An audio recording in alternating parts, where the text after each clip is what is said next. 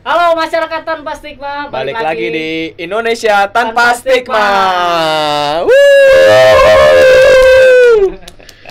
Anjing, dia mah dihapisan.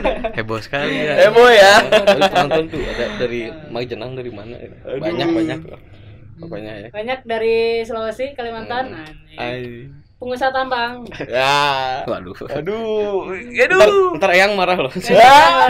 Eyang. Eyang. Ya masyarakat tanpa stigma, kita sekarang kedatangan narasumber yang belum pernah didatangkan sama siapapun. Yo. Asik, baru pertama kali di sini. Gokil. Baru pertama kali juga cukur rambutnya demi kita, Bray. Aduh.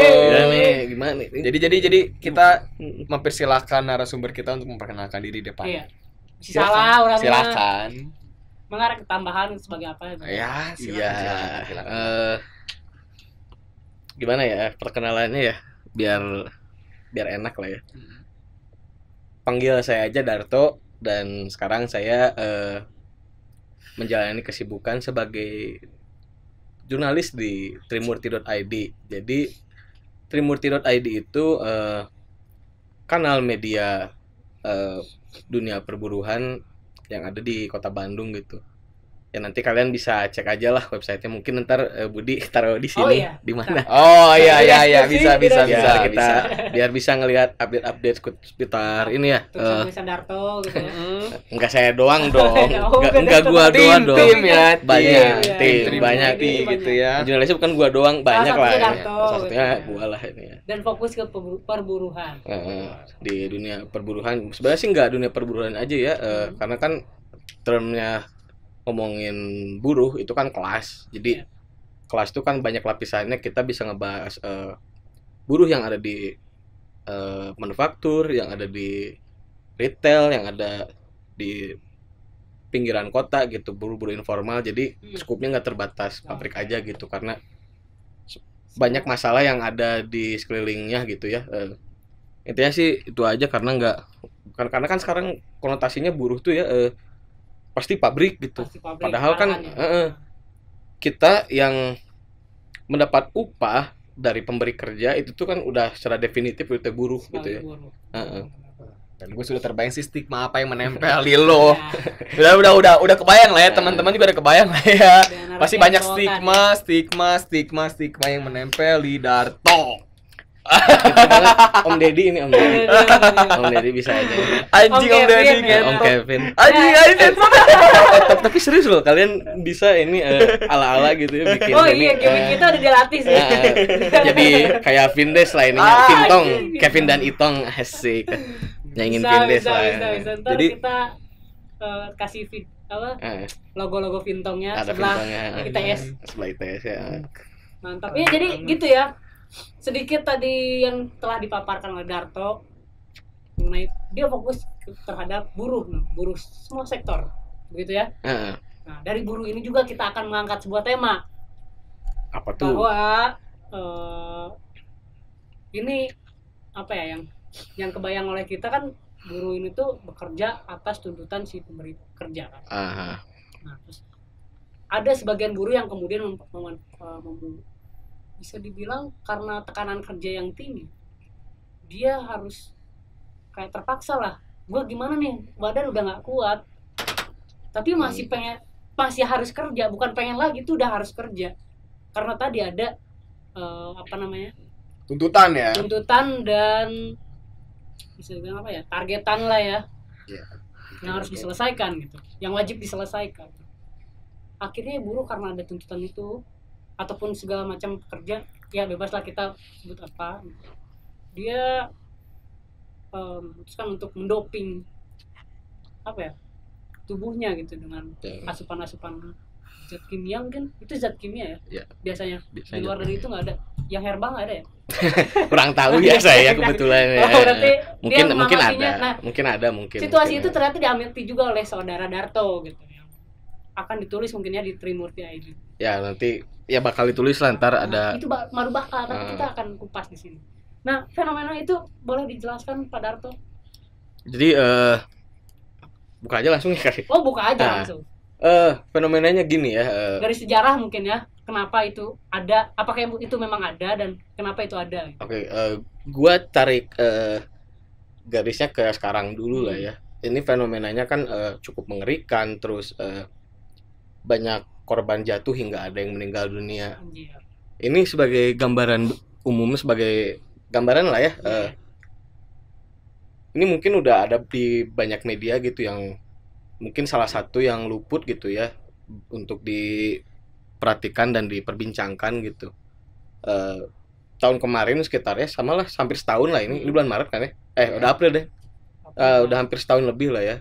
Salah satu buruh garmen perempuan di Jawa Tengah, di Semarang tepatnya, dia meninggal akibat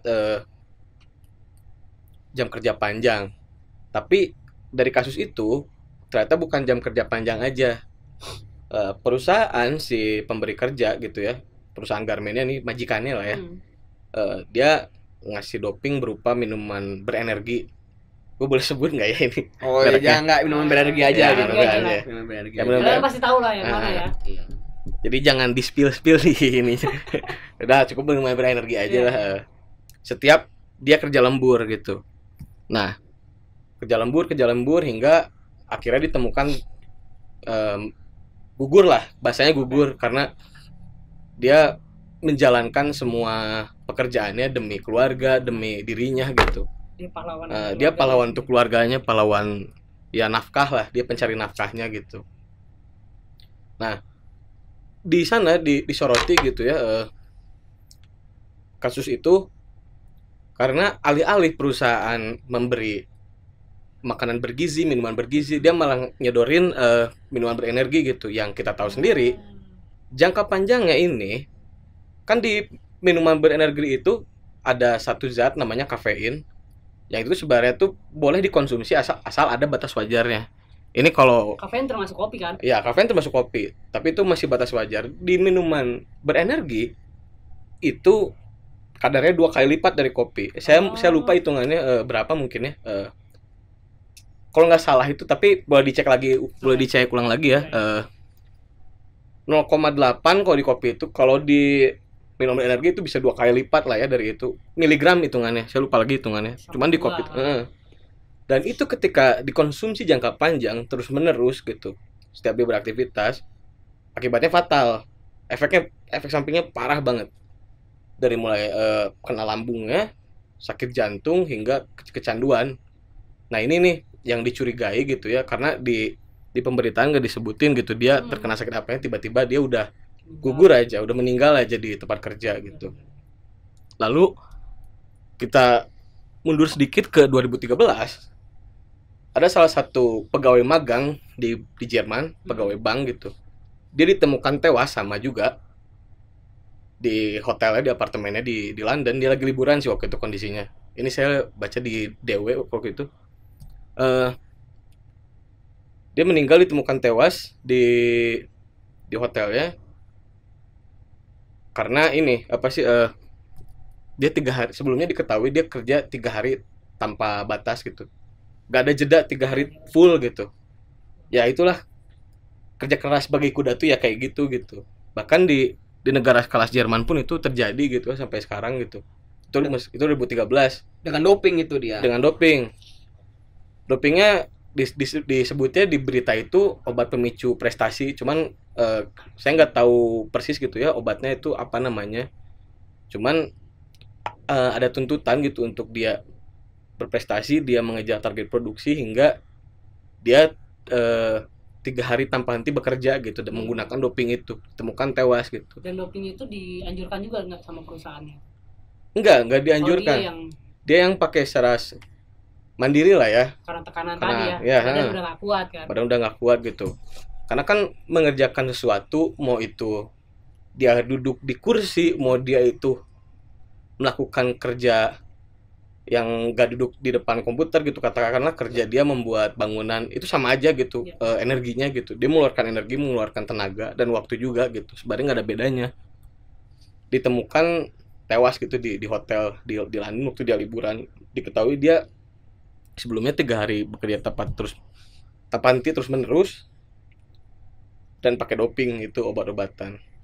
Nah ternyata ini pun di Jerman sendiri pada tahun itu ya 2013 tuh memicu suatu pergolakan gitu.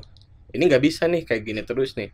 Berarti ada yang salah di kita nih. Mungkin sistem kerja, kondisi kerja yang nggak layak gitu di sana gitu hingga orang kayak gitu. Bahkan di pemberitaan sendiri itu ngomong gitu bahwa orang-orang di Jerman hampir sebagian besarnya gitu pekerjaannya 18% gitu itu menggunakan obat gitu sebagai doping sendiri.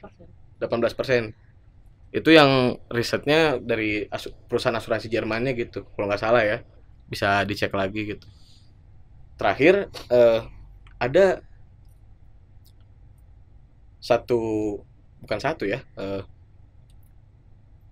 Buruh tambang dia ditangkap oleh pihak kepolisian karena menggunakan sabu. Nah, ketika ditanya oleh pihak kepolisian, terus kenapa kamu pakai sabu gini-gini? Biar saya tetap semangat, dia jawabnya. Biar saya tetap fokus mengerjakan pekerjaan ini.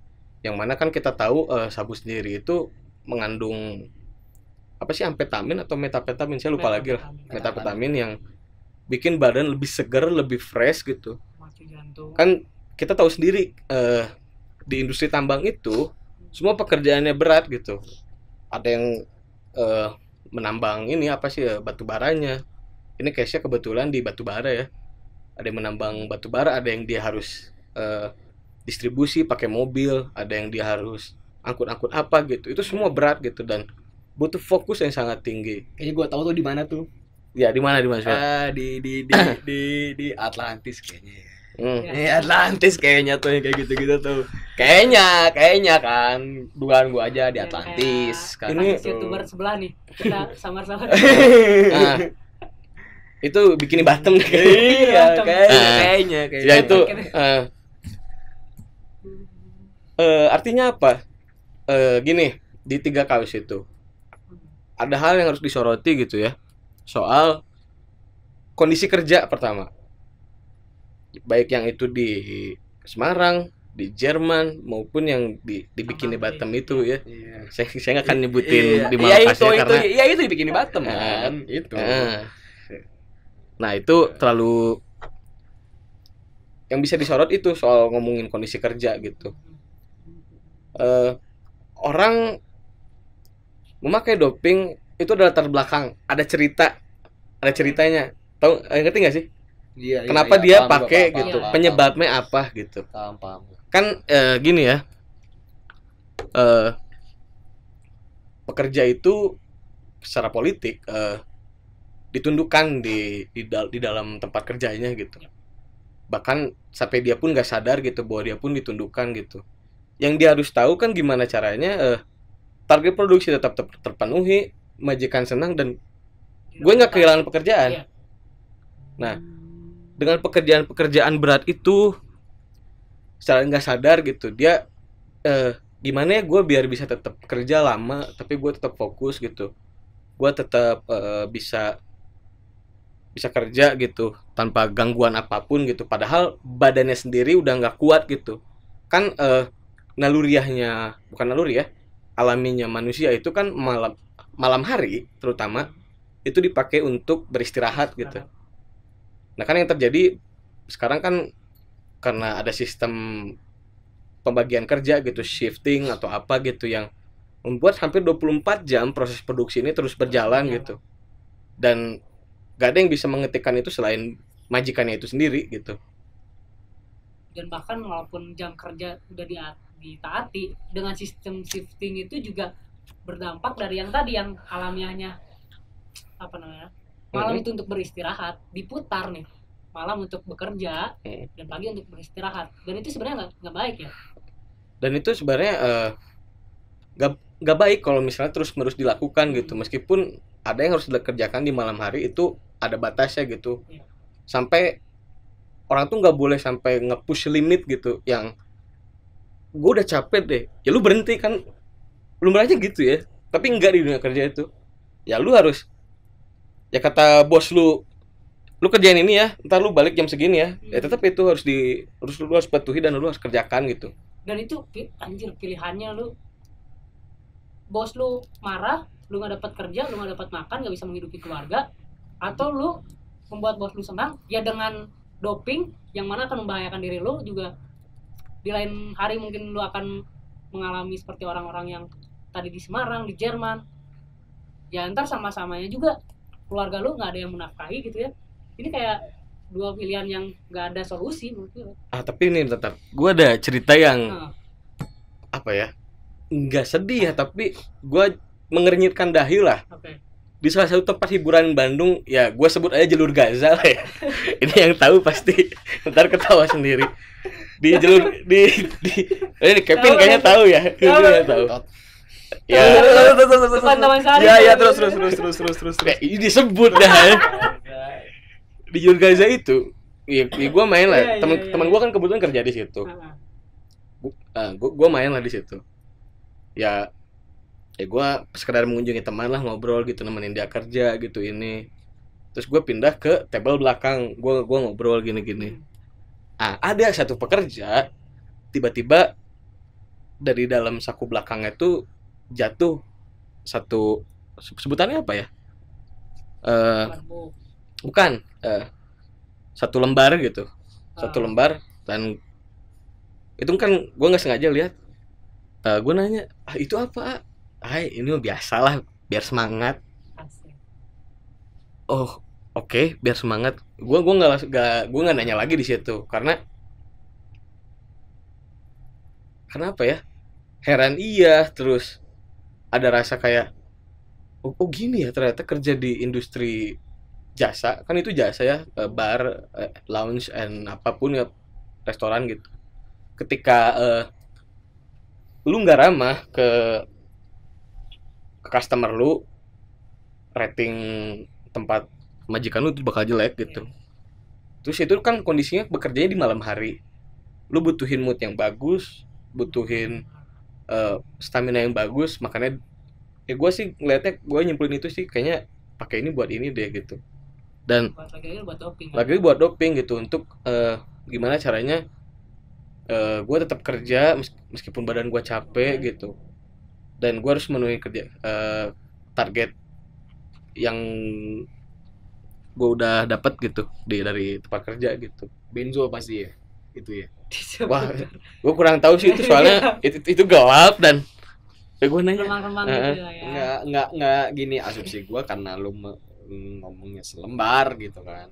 Fatigon. Ya apalagi gitu kan kalau selembar. Kevin mancing-mancing mulu nih. Selembar gimana? Dia yang mancing anjir, ngomong selembar anjir, makanya gue tanya gitu, apa sih gitu yang dipakai itu gitu kan.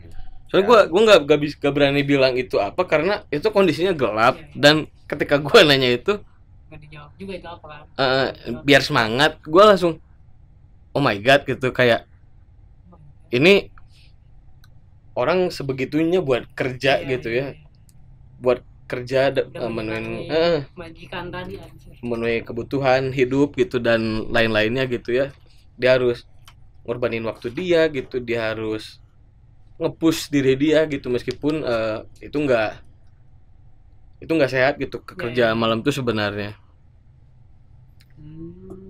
Cuman apa yang lo temukan ini sebenarnya banyak beredar di khususnya ya di kota-kota gitu ya, di lingkungan urban gitu.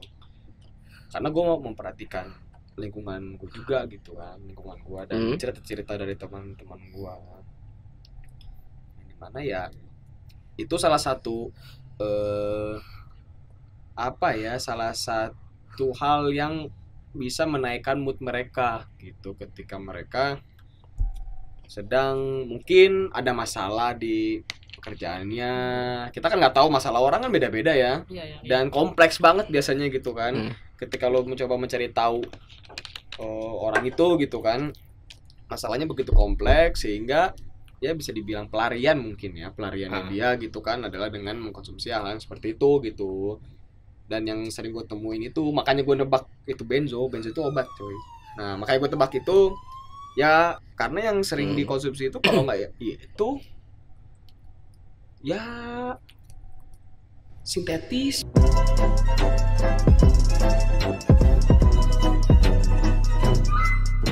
biasanya tuh tembakau gitu kan, Punya atau zat-zat yang bisa Iya. naikin mood dia lah ya. iya sih intinya sih itu, apapun itu zatnya gitu kan, yang penting itu bisa bikin dia happy gitu dalam keadaan dia yang sekarang kayak gini, yang kita pun nggak tahu sebenarnya apa sih yang lagi dia rasain gitu kan, entah dia ada masalah di lingkungan sosialnya atau di keluarganya atau di lingkungan kerjanya, kan kita kan nggak, siapa yang tahu, cuman dia doang yang tahu gitu makanya ketika lu cerita kayak gini gue nyimak karena balik lagi kita nggak tahu masalah orang gitu kan, kita nggak tahu bagaimana solusi, karena dia doang yang tahu masalah dan solusinya untuk masalah dia itu gitu. Dan di video ini kita juga nggak bisa membenarkan gitu ya, membenarkan kalau misalnya pelarian terbaik itu adalah narkotika, nggak kita nggak bilang kayak gitu, cuman balik lagi itu kan pilihan ya itu kan. Oke. Oh sorry ya gue nambahin, Iya. selain pilihan ada keterdesakan di Nah. kondisi ini yang tadi di Bolt sama Kevin itu kan ngomongin, gue nggak tahu kan masalah dia apa gitu, dia ada masalah apa gitu. Nah, permasalahan yang dihadapi pekerja gitu ya, buruh selama ini adalah soal keterasingan gitu. Dia hilang dari lingkup sosialnya karena sibuk bekerja seharian gitu, entah lembur, entah apa gitu. Dan ketika pulang dia ya mulihin dulu stamina, tenaga dia untuk keesokan harinya bekerja lagi. Kan itu kondisi satu kondisi keterasingan ya yang nggak bisa kita tampik gitu. Ya mungkin bahasa kerennya alienasi ya. Alienasi. Itu lu jadi alien gitu ketika Iya. lu kerja tuh gitu. Lu nggak, udahlah whatever lah apa yang terjadi di sekeliling lu gitu. Gua yang penting perut gua keisi, Keluarga kuat. keluarga tercukupi gitu, meskipun gua jauh dari lingkungan sosial gua, dari teman-teman gua lupa sama hobi gua gitu. Yang penting nih cuan is my life gitu lah bahasanya Dan anak bahkan, sekarang gitu apa kan. ya, kerja ini juga kebanyakan cuan yang didapat juga malah tidak berimbang dengan effort yang dia berikan ya nggak sih? Bener. Nah, selain kondisi kerja yang buruk adalah upah yang rendah, upah murah. Ya, lu bayangin aja gitu ya. Dia katakanlah UMR Bandung lah. Iya. PMK UMR gue lupa lagi istilahnya lah. Sejenis lah. Upah minimum kota kan beda-beda. Bandung 35. Katakanlah dia single. Katakanlah dia nggak punya istri, nggak punya ini. Tapi kan orang rumah, orang tua harus dihidupi. Ini kan ada diskriminasinya juga di upah gitu, gimana semua orang tuh dipukul rata gitu kebutuhannya gitu, 3,5, 3,8 berapapun gitu ya, nggak melihat ini kebutuhan si misalnya si A ini berapa, si B ini berapa, yang berkeluarga berapa, itu kan beda-beda. Nah, yang soal doping tadi, orang ini kan nyumbang ke rumah terus buat pemenuhan kebutuhan rumah biar dapur yang ngebul, cicilan kebayar, terus pendidikan adik mungkin, terus sepupu atau siapa gitu, mungkin tanggungan lain yang kita nggak tahu gitu apa yang ditanggung sama pekerja ini, kita kan nggak tahu apa yang ditanggung sama mereka gitu, karena kan itulah apa yang jadi permasalahannya tuh gitu, ketika itu ada diskriminasi di soal upah gitu. Nah, itu kan belum habis lagi, itu kan uangnya udah ngalir ke situ, belum lagi misalnya dia kondisi di tempat kerjanya itu, ini yang mungkin hampir sebagian besar gitu ya, tempat kerja itu buruk secara kondisi ya, karena ada biaya lain yang harus dia keluarkan gitu ya untuk menunjang produktivitas dia gitu, bahasa industri kan gitu ya. Duit ada, lu kerja, lu nggak kerja, gue nggak bakal bayar lu gitu. Nah, ini kan yang nggak ketangkep gitu ya fenomena ini gitu, selain kondisi kerja, jam kerja panjang gitu, terus upah murah yang dia dapatkan gitu, sama jaminan sosial itu gitu.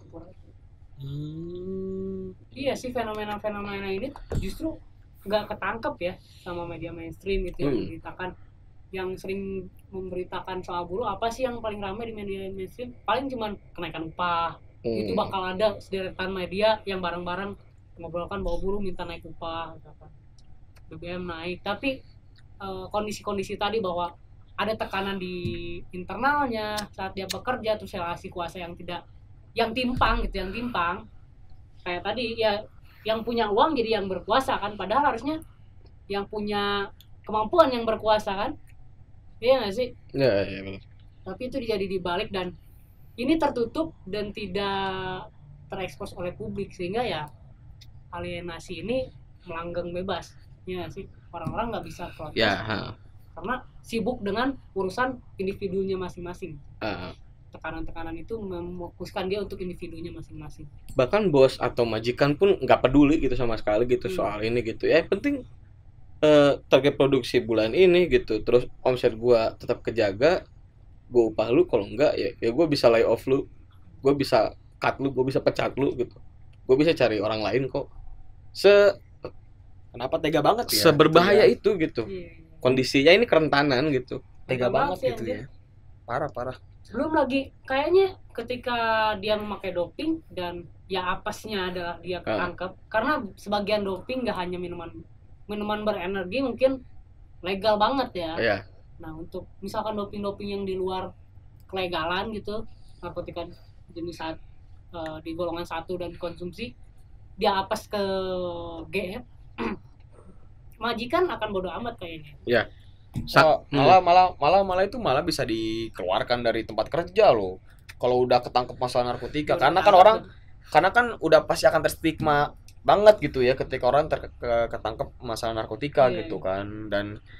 Dan banyak banget sih kalau untuk ngomongin masalah ketangkep ya gitu ya. Cuman kan ini beda konteksnya kan gitu. Nah, soal yang tadi disinggung sama lu berdua nih, sebenarnya kalau ngomong data ini ya, ini 2019 sih, gue belum update lagi, gue belum dapat data yang valid gitu 2021 2022, karena kan baru jalan nih 2022-nya, jadi belum ada penelitian soal tahun itu gitu. 2001 gue belum dapat juga gitu. Cuman yang menarik nih, survei BNN soal prevalensi pengguna narkotika itu 59%. Mereka nggak nyebut jumlahnya berapa orang gitu. 59% itu dari adalah berapa itu nggak tahu dari berapa ininya. Tapi BNN ya. BNN dia nyebut, bahkan ngomong di media-media adalah itulah, di media Indonesia, di Kompas gitu, dia nyebutin sampai 59% pekerja itu yang pakai. Nah, ketika apesnya nih ya, selain lu dikeluarin gitu, lu di masyarakat kena stigma. Benar. Nah ini narkotika. Iya. Padahal kan latar belakangnya gitu, permasalahan yang gua sebut ini sebagai gunung es gitu ya. Yang tampak di luar itu kelihatan kayak cuma masalah upah, cuma masalah doping gitu. Padahal kan di bawahnya itu numpuk lagi nih masalah upah, kondisi kerja gitu, jaminan sosial, status kerja gitu. Ini yang seakan nggak kebuka gitu. Orang tuh tahu gitu, gue kerja nggak layak, tapi ya gue gimana lagi, nggak tutup mata juga, tapi ini tuh jadi buram gitu semuanya gitu, karena nggak ada yang, bukan ngebahas juga, nggak ada yang bisa nge-follow up gitu bahwa ini tuh ada kaitannya loh sama kondisi kerja gitu, dibalik penggunaan doping kayak tadi minum berenergi hingga narkotika gitu. Nggak ada yang nge-follow up itu gitu, nggak ada yang bisa ngebahas, belum ada yang bisa ngebahas itu secara menyeluruh gitu soal itu gitu, penyebabnya apa, ininya apa gitu. Nah kayak gitu. Jadi yang gue tangkap dari omongan lu tuh, mau dimanapun itu ya, baik tadi lu sebut di Inggris kan, Di Jerman. asal Jerman, kerja di Inggris kan, sampai di enggak, dia kerja di Jerman, cuman kebetulan lagi liburan gitu. Oh iya. Ya mau dari Eropa sampai ke Bikini Bottom gitu kan, permasalahannya tetap sama gitu kan.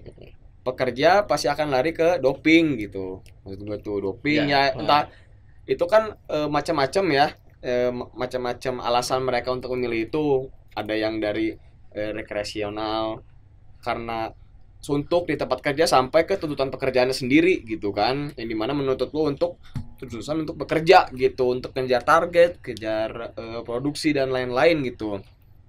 Nah yang gue bingung itu emang majikan ya, kita kan let's say kita bilang ini dia bos ya gitu, bos Ya, atau majikan ya, itu ya. emang tidak memperhatikan ya gitu, memperhatikan si pekerjanya ini gitu. Kenapa pekerjanya ini tuh sampai berpikir untuk lari ke doping gitu, padahal kan banyak hiburan lain, maksud gua tuh gitu, entah itu lu bersenda gurau dengan teman lu gitu kan, atau apapun itulah gitu kan, tapi nggak buat doping gitu maksud gua gitu. Kayaknya mereka kan bodo amat deh. Soalnya yang penting kan dia produksi dia lancar gitu. Nah, Ketika ada satu problem ini tinggal klik aja, cari lagi yang baru.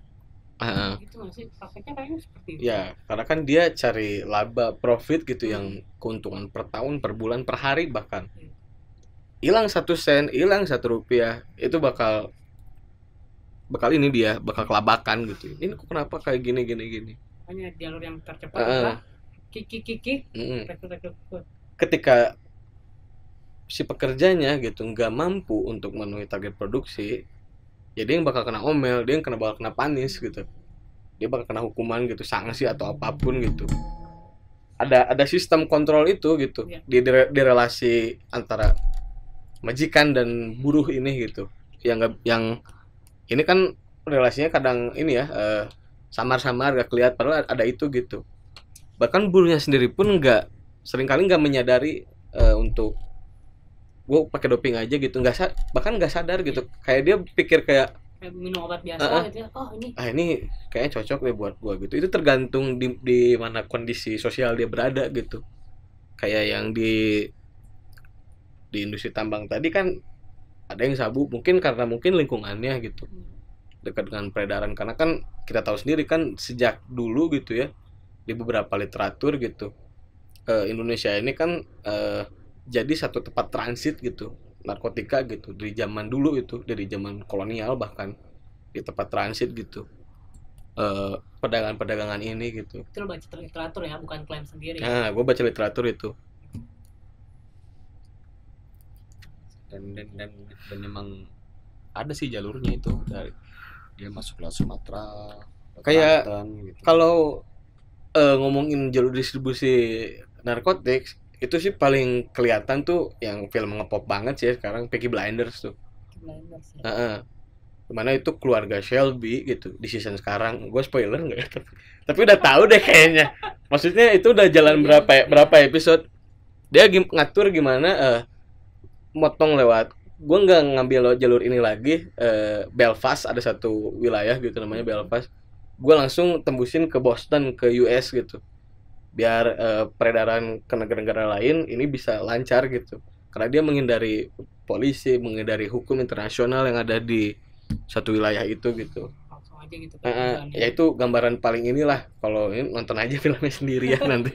Tapi balik lagi ke pekerja ya dan narkotika, apakah kemudian bukan narkotika aja ya, tadi doping juga ada, kayak kafein dan apakah ini tuh mereka ini disasar industri doping dan ini tuh menyasar juga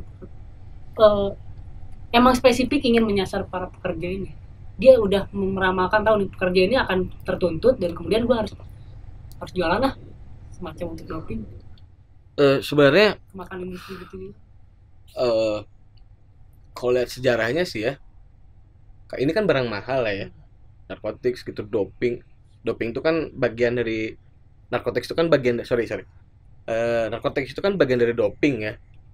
Ini tuh kalau gue nggak salah ya, di beberapa literatur yang gue baca itu emang itu dulu menyasarnya khususnya kalangan atas gitu, karena kan harganya mahal gitu, yang nggak bisa dijangkau gitu.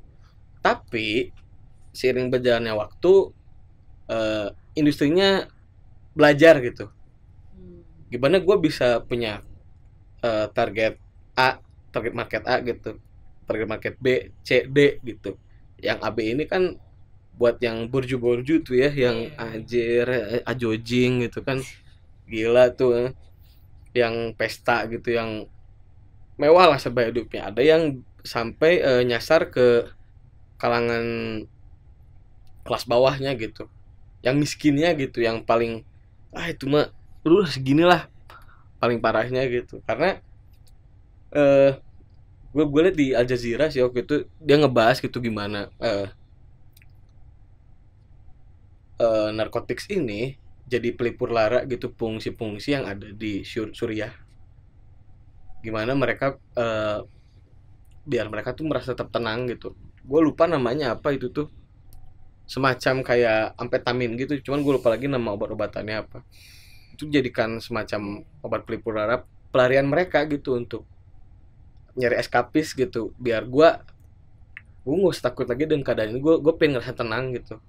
Ya berarti kan itu ada suatu apa ya keterdesakan gitu, orang kenapa harus pakai itu gitu, yang bahkan orang itu nggak sadari gitu ya, balik lagi gitu. Nah lihat lagi sejarahnya, bahkan di perang waktu Amerika sama Vietnam ini, itu tuh politisi-politisinya terus pejabat-pejabatnya itu nyuntikin asteroid gitu ke tubuh-tubuh militer US gitu saat itu gitu, biar lu tuh nggak ada perikemanusiaan, lu tuh nggak ada rasa gitu Takut, untuk tega, takut atau apapun gitu untuk ngebunuh, ngenembak orang gitu. Dan alhasil apa, ketika mereka pulang dari Vietnam ke US gitu, ke negaranya, boro-boro disambut gitu, nggak diterima. Alhasil apa, hampir tentara pada setelah tahun 70 itu, setelah perang Vietnam, itu rata-rata sebagian besar bunuh diri. Gue lupa, mungkin itu 90 tahun 90-an di Al Jazeera itu ada sekitar 70.000 tentara yang punya masalah terhadap psikis gitu ketika pulang dari perang itu. Yang artinya apa? Pekerja pun gitu dibuat seperti itu gitu. Dibuat nggak ada rasa gitu, lu nggak punya feel gitu ketika hello, gue juga orang gitu, gue juga pengen punya kehidupan yang layak, gue pengen hidup gue bahagia gitu. Apa bedanya sama tentara-tentara ini gitu yang disuntikin steroid gitu, biar lu kehilangan rasa gitu. Itu kan yang fatal gitu. Selain lu meninggal gitu ketika lu sudah mengonsumsi obat-obatan gitu. Cuma dengan steroid bahaya sih. Ya, apalagi disuntik secara paksa. Gitu ya. Cuman kan pekerja-pekerja sekarang itu yang gue temuin kebanyakan ya makanya ya itu sabu, benzo, cimeng gitu kan. Itulah yang memenuhi kantor-kantor polisi sekarang gitu kan, dengan narkoba-narkoba itu gitu. Nah, gue pengen nanya nih, pengalaman lu berdua pernah nggak nemuin kayak gitu kayak gue? Ada Gua toh. sih, Kalau gue sih ada sih. gue ada beberapa untuk Ada kelas bawah, kemudian ada cerita juga di kalangan buruh migran, karena dia juga ngepost deh pakai sabu, karena itu cerita dari tim pencari faktanya ya, ada teman gue. Terus kalau yang gue ini yang di daerah dekat rumah gue itu kayak pakai obat apalah gue nggak tahu namanya ya, obat cece, dia bilang dia itu sama untuk ngepost gitu. Dia biasanya teman-teman gue ini anjing ntar pada dicari ya, ada lah pokoknya ya di daerah mana gitu, dia pakai hanya untuk ketika shift malam. Oke. Karena dia mengantuk parah gitu.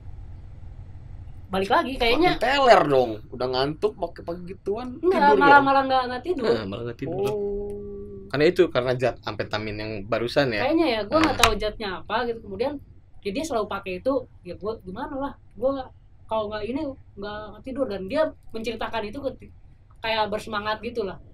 Iya. Ya dia muda lah, gue harus fokus berapa produksi. Amfetamin atau metapentamin ya kayaknya itu. Gue lupa lagi sih antara dua zat itu. Metapentamin kayaknya deh. Dua-duanya sih Ya kayak ngebalikin gairah lu gitu.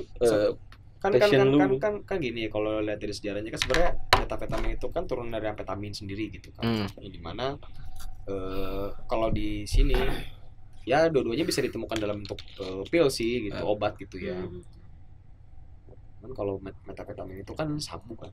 Ya. Kita banyak tahunya sebagai sabu gitu kan kalau metafetamin. Cuma kalau amfetamin ini emang dari dulu, dari tahun 1800 akhir lah itu emang udah diciptakan dan dipergunakan sebagai obat untuk apa ya, dopingnya lah gitu ya, doping pada zaman itu. Bahkan uniknya itu dipakai itu dikembangkan oleh Jepang yang pada akhirnya dipakai oleh tentara-tentara kan.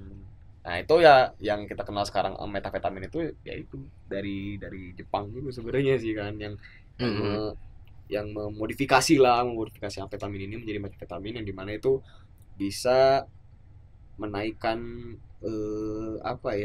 jadi membuat lo makin semangat lah gitu kan. Makanya yang tadi lo cerita tentang sawit tambang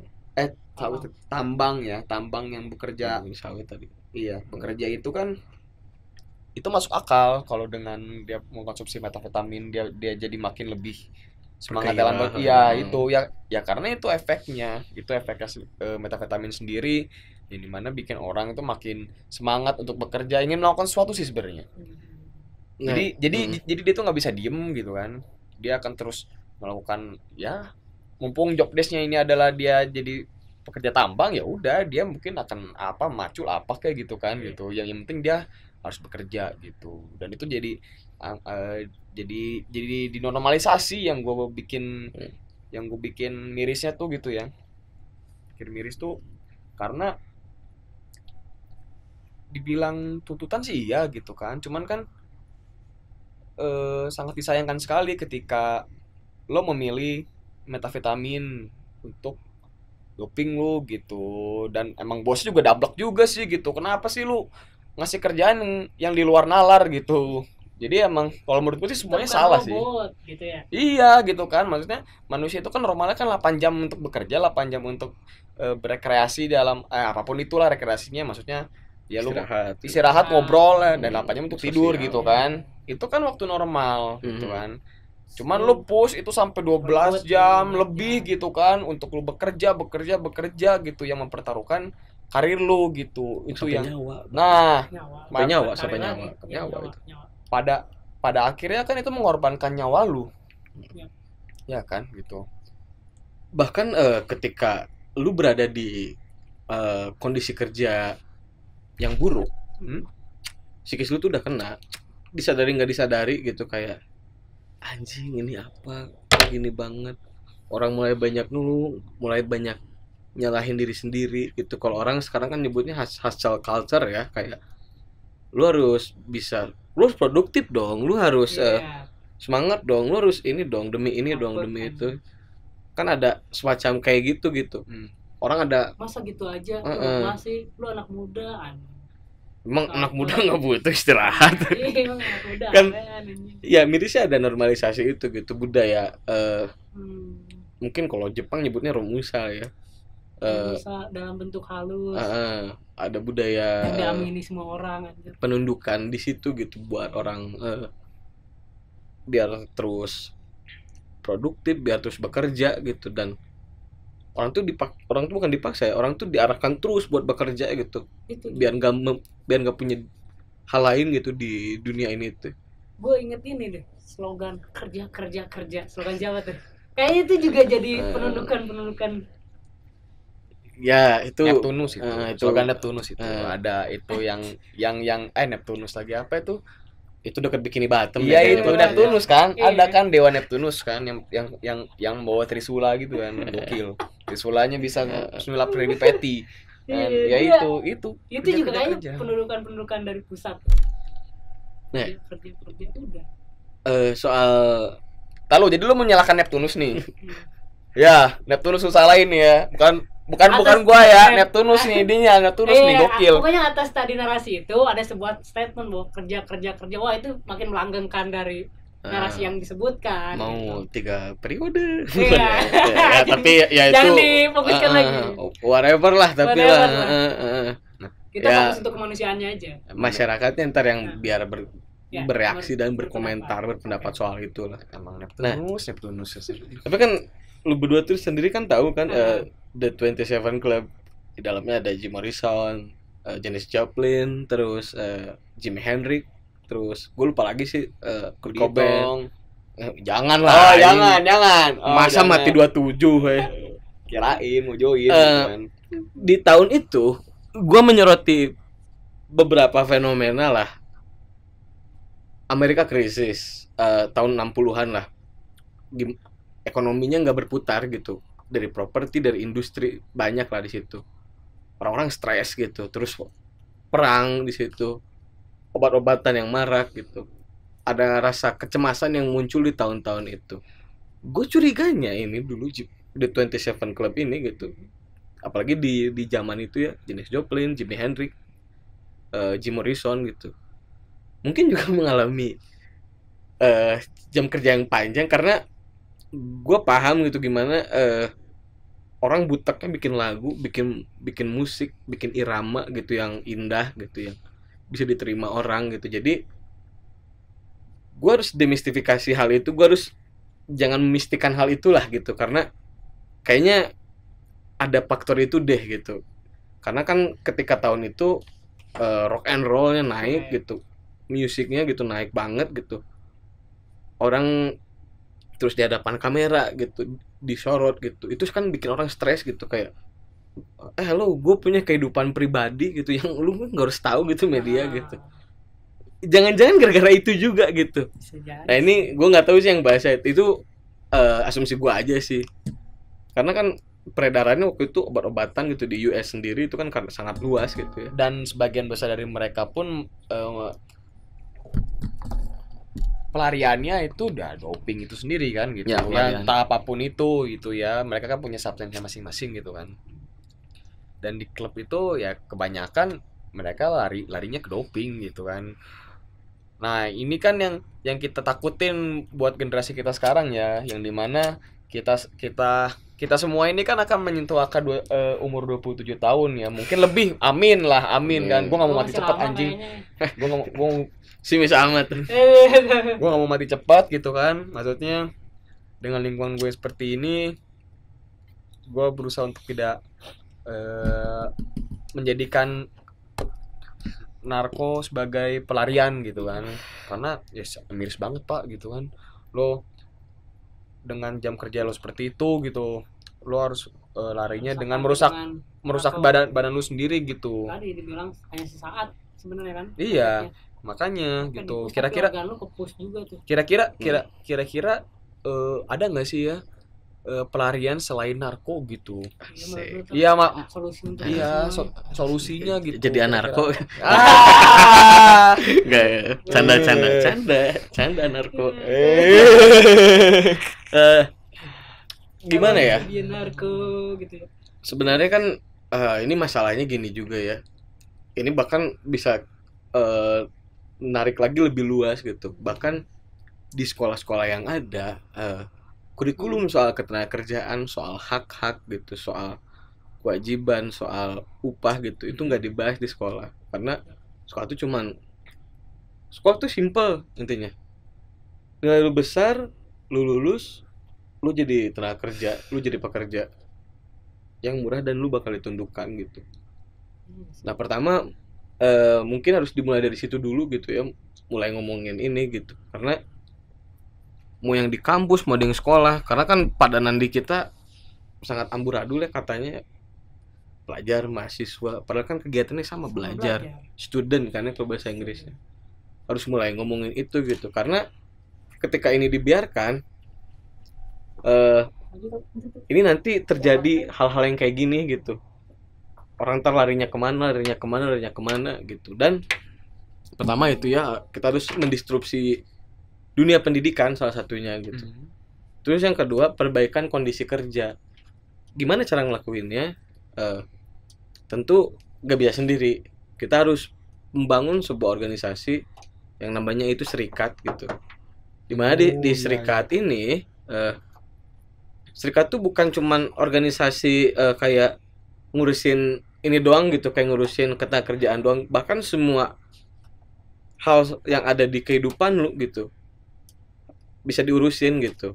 Serikat tuh kan bukannya tempat buat aksi doang, bukan buat apa-apa doang gitu, tempat bahkan rumah untuk lu bercerita, untuk lu ungkapin isi hati lu, untuk lu mengungkapkan keresahan yang ada, yang lu rasain gitu di sosial lu gitu. Untuk mendorong itu, pertama kondisi kerja yang baik gitu, terus menciptakan lingkungan kerja yang sehat gitu. Mungkin itu nggak semudah yang gua omongin gitu, itu butuh proses yang panjang gitu untuk membangun sebuah serikat gitu. Tong kaduruk tong itu tong. Ya, sorry kepotong karena habis baterai ya. Terus. Tapi ini nggak di endorse Good Day ya, ini nggak beli di depan tadi, nggak di endorse Good Day ya. Jangan kegeeran gue deh. Ntar kalau mau masuk juga nggak apa-apa sih. anjing. Kalau masuk nggak apa-apa buat ini nih, apalagi punya istri nih. Asik, jangan di spill dong. Tawan deh. Enggak sih, emang udah pada tahu. Terus tadi apa Ya. namanya serikat. Lu nggak bisa ngelakuin suatu perubahan besar, apalagi itu perubahan sosial kalau lu sendiri. Kenapa butuhin serikat? Dengan lu bergerombol, dengan lu menyatukan banyak kekuatan, perubahan itu kemungkinan besar akan terjadi gitu. Memperbaiki kondisi kerja gitu, terus sistem pengupahan, jaminan sosial dan lain-lain lah ya, bahkan sampai urusan air, urusan kesehatan gitu. Lu bisa ngomongin itu di serikat gitu. Meskipun itu gak segampang yang diucapin, yang penting adalah ikhtiarnya gitu. Spasi. Oh, Karena lu nggak bisa ngerjain itu sendiri gitu. Ada lu mental gitu ketika lu melakukan satu movement, lu mengungkapkan kritik gitu. Ketika lu sendiri lu nggak jadi apa-apa gitu. Lu butuh banyak orang gitu untuk nge-push semua, ngedobrak gitu ya, katakanlah kekacauan ini, tembok-tembok besar ini gitu, supaya kehidupan kita balik lebih baik lagi, lebih layak dan lebih manusiawi. Karena kan di alam sistem ekonomi politik hari ini hilang tuh namanya manusiawi itu. Bukan nggak ada, sirna gitu. iya. Sirna sesaat lu dibutain dengan kepentingan ekonomistis lu gitu, ekonomik lu gitu, kayak ya ini mah urusan gua gitu, lu ya gua dapat duit ya lu nggak dapat, ya udah itu urusan lu gitu. Jadi daripada makai narkoba untuk doping, mending masuk serikat. Bener nggak? Itu dia. Nah, Bener nggak gitu kan? Jadi buat lo semua yang suka menstigma serikat itu tukang demo gitu kan, tukang bikin macet jalan, wah lu harus mikir lagi sih Iya. sesudah lu nonton video ini gitu ya. Atau lo nonton video inilah gitu kan, ketika lo selalu menstigma serikat itu adalah sebagai satu problem-problem yang ada di jalanan gitu, padahal serikat itu sebenarnya itu berusaha untuk mengembalikan hak-hak pekerja gitu kan, Ya. memulihkan hak-hak pekerja yang diambil oleh majikannya sendiri gitu. Dan contoh simpelnya mungkin gaji yang lo nikmati hari ini adalah bentuk perjuangan serikat yang berdemo di Betul sepakat depan gua, sepakat. pemerintahan di daerah masing-masing. Sepakat. Jadi daripada pakai narkoba, mending lo masuk serikat. Oke. Tuh, dengerin, men. Ya mungkin masyarakat ya, karena sudah panjang lebar tadi, gue nggak akan nyimpulin. Harus simpulin nggak sih? Gak usah lah, Nggak usah lah, biarkan abstrak Tapi dan masyarakat garis besarnya aja. udah ketemu ya. Doping ini ternyata terjadi atau ada praktik doping ini ada karena sistem kerja yang buruk gitu ya, Ya, relasi kuasa yang tidak equal Iya. mengakibatkan pekerja harus terpaksa mendoping kerasa tubuhnya yang sudah tidak kuat ini agar menjadi kuat kembali. Selebihnya adalah ada baiknya masalah-masalah pekerjaan seperti ini tuh dikasih bayangannya di tingkat pendidikan. Dan ketika lu bekerja, lakukanlah protes atas hak lu, rebut kembali hak lu, dan jangan pernah menstigma pekerja yang terkena akibat doping yang tadi ya. Iya. Dukung terus. Karena Indonesia harus tanpa stigma, betul. Yoi, betul men, banget, yoi. Indonesia tanpa stigma. Sepakat Tangan namanya kiri tuh. salah. Iya. Sepakat. Seperti nama channel kita, benar nggak? Betul. Ya, dan satu lagi, berserikatlah ketika lu ingin protes. Begitu kali ya pemirsa se-Indonesia tanpa stigma. Iya. Kayaknya emang obrolan ini harus Memang agak serius dan panjang ya. agak serius gitu ya obrolan ini, karena emang menyangkut masalah nyawa sih. Benar. Gua mau wajarkan sekali gitu ketika kita harus berkonteks secara serius gitu ya dalam konten ini, karena udah banyak korban jiwa sebenarnya yang tidak terekspos oleh media-media yang kalang sama showbiz. Anjing. Sensor aja itu, sensor. Showbiz anjing intinya Showbiz. gitu. Ditambahin anjing. Iya, enggak, gua harus tegasin itu, maksud gua karena berita-berita yang nggak jelas ini itu nutup gitu, numpuk dan pada akhirnya itu menutup realita yang ada di sini gitu, realita yang ada di sekitar kita bahwa pekerja itu sebenarnya tertindas gitu. Gunung es tadi lah. Iya, fenomena gunung es gitu. Ya lo, gue yakin teman-teman ITS pasti udah paham lah ya tentang fenomena gunung es gitu. Nah itu tuh sama terjadi di hubungan antara majikan dan pekerja di sini gitu. Yang dimana itu amat sangat tidak terekspos. Ya sekali ya terekspos pun mungkin hanya 1-2 kasus yang itu bermuatan politis yang besar. Yakin karena media dikontrol, men. Media dikontrol. Ya kalau lu nggak sepakat bisa bantah. Lu berdua nggak sepakat bantah di sini. Kalau kalian kalau kalian tidak sepakat ya bantah di komen gitu kan. Bantah aja nggak apa-apa kok. Gua tidak melarang kalian untuk bantah gua juga anjir. Diskusi. Gua kasih statement lah ya. Iya. Oke. Alih-alih doping itu jadi pemicu prestasi atau peningkatan tingkat produksi, yang terjadi adalah turbulensi dan lu mati. Nah, itu yang harus dibayar mahal gitu dengan nyawa ketika lu mengorbankan segalanya untuk mengejar target produksi gitu. Lu memenuhi target produksi, lu cari upah gitu. Itu yang kita nggak ketahui gitu ya di behind the story gitu ya, di belakang layar gitu yang kita semua nggak tahu gitu. Pekerja tuh ngelakuin apa gitu untuk bangun pagi, untuk kerja lembur gitu. Ada hal kayak gitu. Jadi